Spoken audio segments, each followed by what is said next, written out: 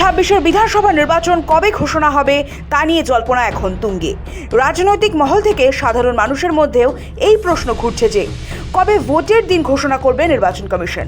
এই পরিস্থিতিতেই ভোটের সম্ভাব্য সময় নিয়ে একটি ইঙ্গিত দিলেন মুখ্যমন্ত্রী মমতা বন্দ্যোপাধ্যায়। তার বক্তব্য ঘিরে নতুন করে শুরু হয়েছে রাজনৈতিক আলোচনা।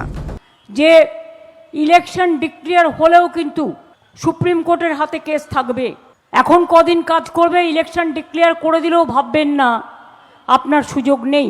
নেক্সট ডেট দিয়েছে হিয়ারিংয়ের, কিন্তু 15-16 তারিখে ইলেকশন ডিক্লেয়ার করে দিলেও এটা কিন্তু খেলা শেষ হবে না। খেলাটা সুপ্রিম কোর্টের হাতে রয়ে গেল। মঙ্গলবার ধর্ণা প্রত্যাহার করেন মমতা। ভোটার তালিকা সংশোধন বা এসআইআর প্রক্রিয়ায় বঞ্চনার প্রতিবাদে গত 6 মার্চ থেকে ধর্মতলায় ধর্নায় বসেছিলেন মমতা বন্দ্যোপাধ্যায়। মঙ্গলবার অভিষেক বন্দ্যোপাধ্যায়ের অনুরোধে ধর্না প্রত্যাহার করেন মুখ্যমন্ত্রী মমতা বন্দ্যোপাধ্যায়। মঙ্গলবার সেই কর্মসূচির ইতি টানার সময়ই নির্বাচন কমিশন বিজেপিকে একযোগে আক্রমণ শানানোর সময়ই মমতা বলেন, ব্রিগেডের পর নির্বাচন ঘোষণা করলেও চিন্তা করবেন না। মুখ্যমন্ত্রী এও বলেছেন, উনি ব্রিগেডের সভা করে যান, তারপরে নির্বাচনের ডেট ঘোষণা করেন।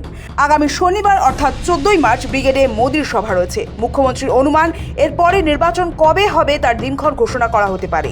যদি 15 তারিখে ধরে নিলাম ব্রিগেড করার পরে, উনি তো ইলেকশন নিজের প্রচার করার পরে ইলেকশনটা ডিক্লেয়ার করেন, আমরা দেখেছি, এটা আমাদের আগে দেখা আছে।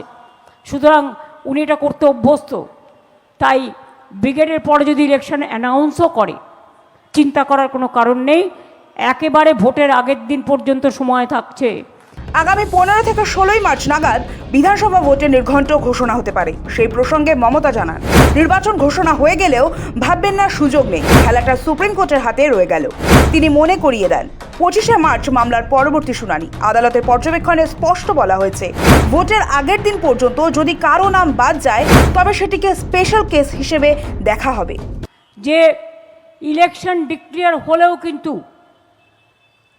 সুপ্রিম কোর্টের হাতে কেস থাকবে এবং অ্যাজ এ স্পেশাল কেস বেঙ্গলের এসআইআর নিয়ে নমিনেশনের আগের দিন পর্যন্ত ভোটার লিস্টে যাদের নাম গেছে বাদ, তারা ট্রিব্যুনালে গিয়ে সেটাকে ক্লিয়ার করতে পারবেন এবং যাদের নাম ডিলিট করা হয়েছে তারাও, এবং বিশেষ করে যাদের নাম অ্যাডজুডিকেশনেও ক্যান্সেল করা হয়েছে তারাও কিন্তু আবার ট্রিব্যুনালের কাছে অ্যাপিল করতে পারবে।